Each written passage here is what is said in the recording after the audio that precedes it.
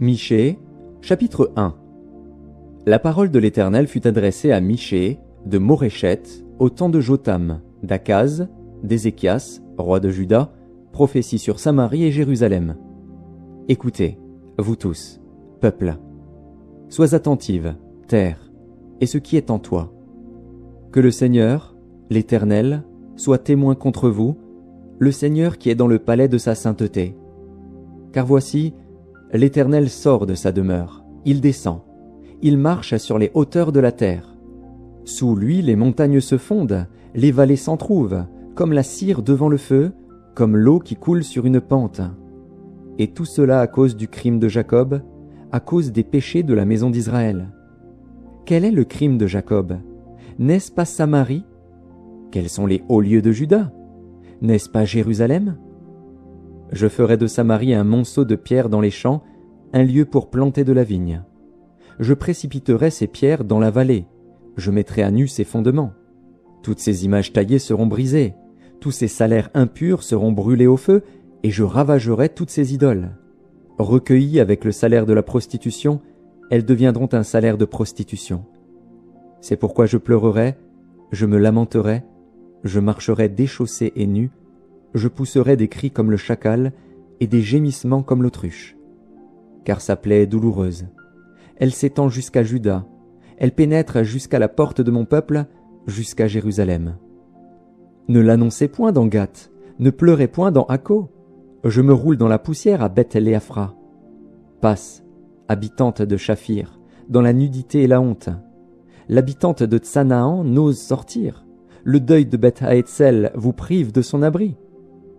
L'habitante de Maroth tremble pour son salut, car le malheur est descendu de la part de l'Éternel jusqu'à la porte de Jérusalem. Attelle les coursiers à ton char, habitante de Lachish. Tu as été pour la fille de Sion une première cause de péché, car en toi se sont trouvés les crimes d'Israël. C'est pourquoi tu renonceras à Moréchet-Gath. Les maisons d'Aksib seront une source trompeuse pour les rois d'Israël. Je t'amènerai un nouveau maître, habitante de Marécha. La gloire d'Israël s'en ira jusqu'à Adulam. Rase-toi, coupe ta chevelure, à cause de tes enfants chéris. Rends-toi chauve comme l'aigle, car ils s'en vont en captivité loin de toi. Malheur à ceux qui méditent l'iniquité et qui forgent le mal sur leur couche. Au point du jour ils l'exécutent, quand ils ont le pouvoir en main. Ils convoitent des champs, et ils s'en emparent, des maisons, et ils les enlèvent. Ils portent leur violence sur l'homme et sur sa maison, sur l'homme et sur son héritage. C'est pourquoi ainsi parle l'Éternel. Voici, je médite contre cette race un malheur. Vous n'en préserverez pas vos coups, et vous ne marcherez pas la tête levée, car ces temps seront mauvais. En ce jour-là, on fera de vous un sujet de sarcasme, on poussera des cris lamentables, on dira « Nous sommes entièrement dévastés !» Il donne à d'autres la part de mon peuple. Et quoi? Il me l'enlève. Il distribue nos champs à l'ennemi. C'est pourquoi tu n'auras personne qui étende le cordeau sur un lot dans l'assemblée de l'Éternel. Ne prophétisez pas, disent-ils, qu'on ne prophétise pas de telles choses. Les invectives n'ont point de fin. Oses-tu parler ainsi, maison de Jacob? L'Éternel est-il prompt à s'irriter? Est-ce là sa manière d'agir? Mes paroles ne sont-elles pas favorables à celui qui marche avec droiture? Depuis longtemps on traite mon peuple en ennemi. Vous enlevez le manteau de dessus les vêtements de ceux qui passent avec sécurité en revenant de la guerre. Vous chassez de leur maison chérie les femmes de mon peuple. Vous ôtez pour toujours ma parure à leurs enfants. Levez-vous, marchez, car ce n'est point ici un lieu de repos. À cause de la souillure, il y aura des douleurs violentes. Si un homme court après le vent et débite des mensonges, je vais te prophétiser sur le vin, sur les boissons fortes. Ce sera pour ce peuple un prophète. Je te rassemblerai tout entier, ô Jacob.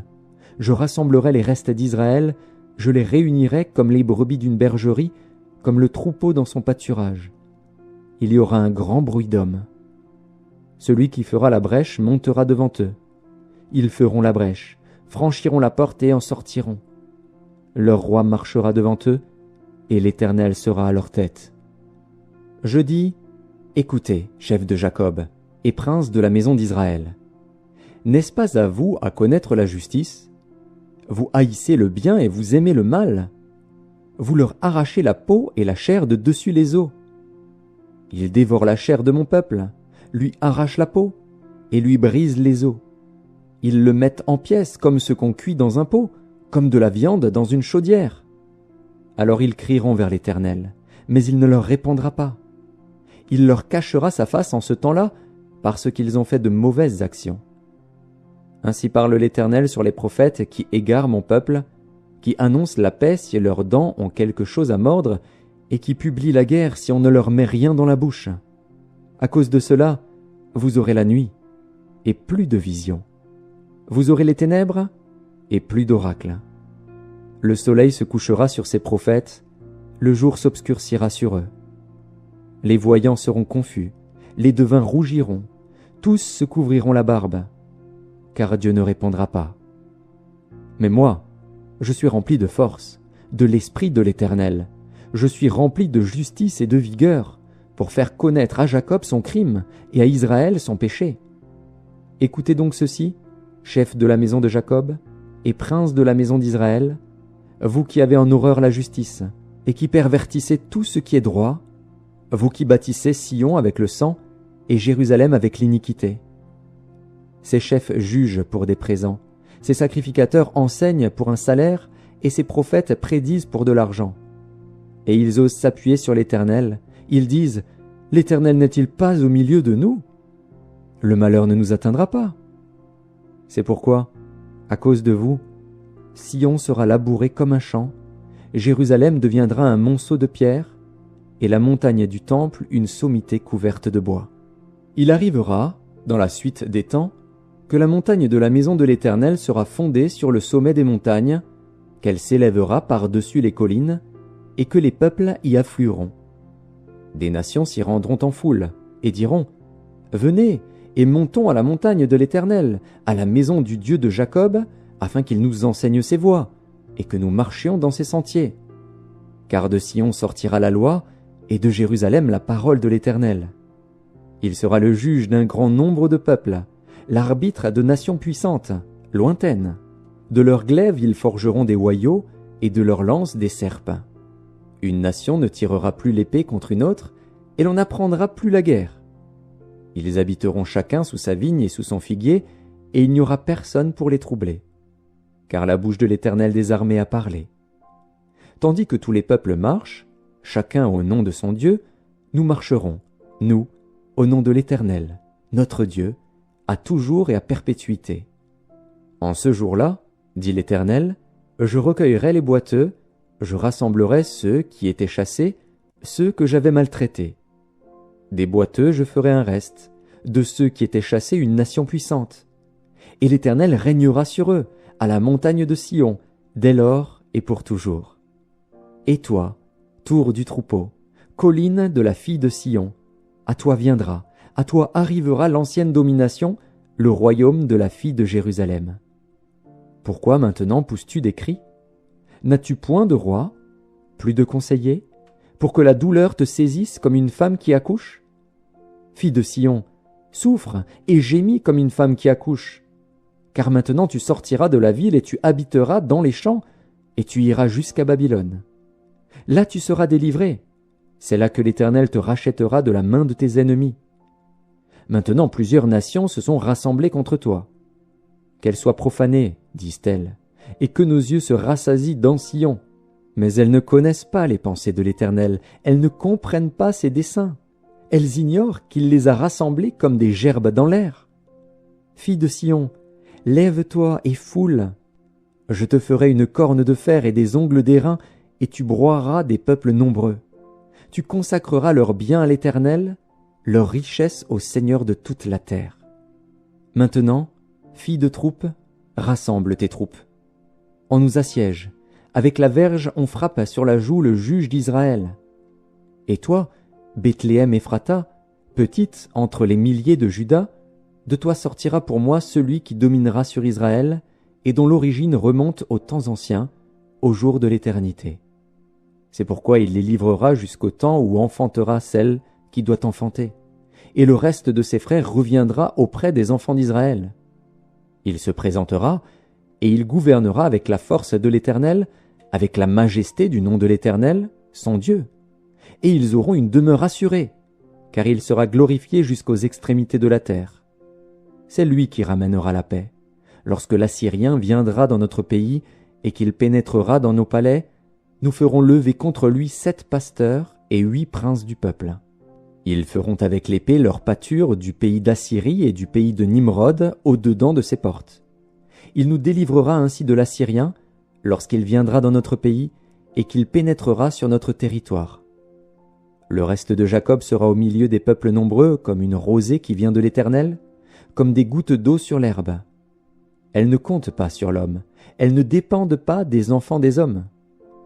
Le reste de Jacob sera parmi les nations, au milieu des peuples nombreux, comme un lion parmi les bêtes de la forêt, comme un lionceau parmi les troupeaux de brebis.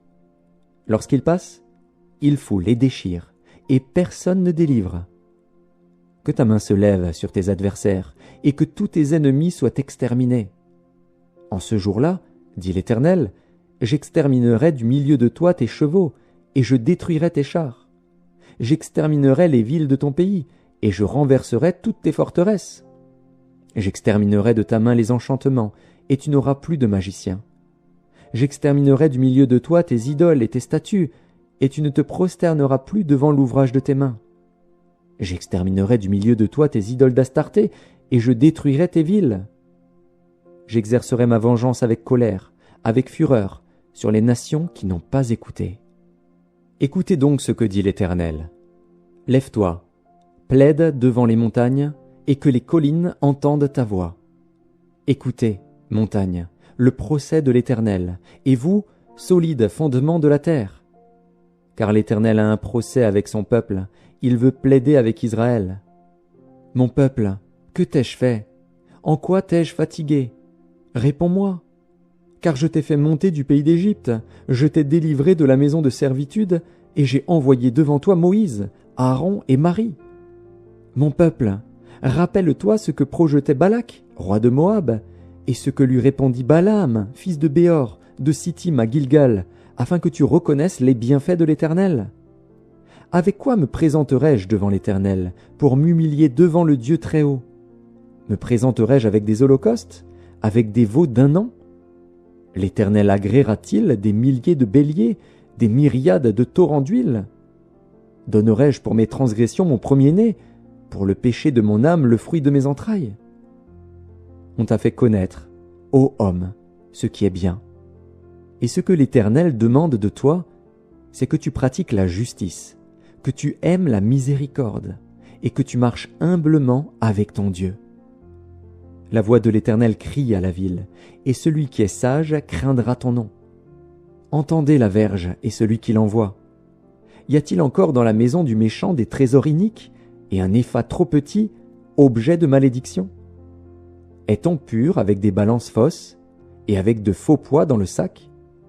Ces riches sont pleins de violence, ces habitants profèrent le mensonge, et leur langue n'est que tromperie dans leur bouche. C'est pourquoi je te frapperai par la souffrance, je te ravagerai à cause de tes péchés. Tu mangeras sans te rassasier, et la faim sera au-dedans de toi. Tu mettras en réserve et tu ne sauveras pas, et ce que tu sauveras, je le livrerai à l'épée. Tu sèmeras, et tu ne moissonneras pas. Tu presseras l'olive, et tu ne feras pas d'onction avec l'huile. Tu presseras le mou, et tu ne boiras pas le vin. On observe les coutumes d'Omri et toute la manière d'agir de la maison d'Akab, et vous marchez d'après leurs conseils. C'est pourquoi je te livrerai à la destruction, je ferai de tes habitants un sujet de raillerie, et vous porterez l'opprobre de mon peuple. Malheur à moi, car je suis comme à la récolte des fruits, comme au grappillage après la vendange. Il n'y a point de grappe à manger, point de ces primeurs que mon âme désire. L'homme de bien a disparu du pays, et il n'y a plus de juste parmi les hommes. Ils sont tous en embuscade pour verser le sang, chacun tend un piège à son frère. Leurs mains sont habiles à faire le mal. Le prince a des exigences, le juge réclame un salaire, le grand manifeste son avidité, et ils font ainsi cause commune.